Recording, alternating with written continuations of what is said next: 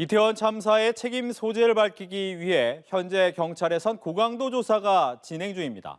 당시 상황관리관과 용산경찰서장에 대해선 직위 해제에 이어 피의자 전환까지 검토 중입니다. 수재영 기자.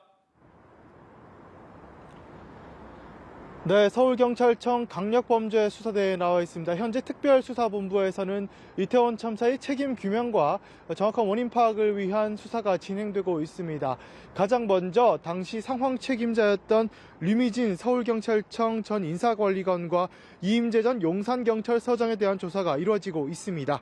특수부는 류 총경이 상황관리관으로서 당시 업무를 소홀히 해 상황 인지와 지휘부 보고가 늦어졌다고 보고 있습니다. 또 현장 지휘자였던 이 전 서장은 사고 현장에 늦게 도착하고 보고가 늦어 대응에 문제가 있었다고 판단하고 있습니다. 특수부는 업무상 과실치사 혐의 등 모든 가능성을 열어놓고 이들을 피의자로 수사하는 방안을 검토 중입니다.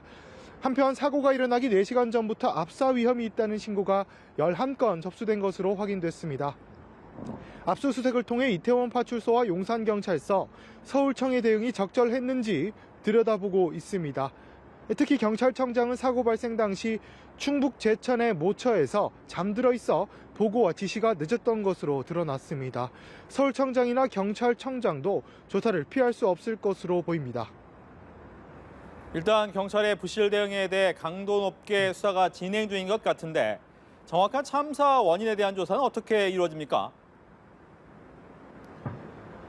네, 말씀하신 대로 경찰은 정확한 원인을 찾기 위해서도 힘을 쏟고 있습니다. 특수부는 경찰 4명을 포함해 사고 목격자와 상인 등 모두 85명을 참고인으로 불러 조사했습니다. 또 현장에 있던 CCTV 영상 144개를 확보해 당시 상황을 파악하고 있습니다. 현재는 국과수에 의뢰해 당시 상황을 3D 시뮬레이션으로 재구성하고 있는 상태입니다. 이와 관련해 골목 뒤에서 인파를 밀었다는 의혹이 있는 토끼 머리띠 남성에 대해서 경찰이 조사를 진행했다고 저희 연합뉴스TV에서 단독으로 보도하기도 했습니다.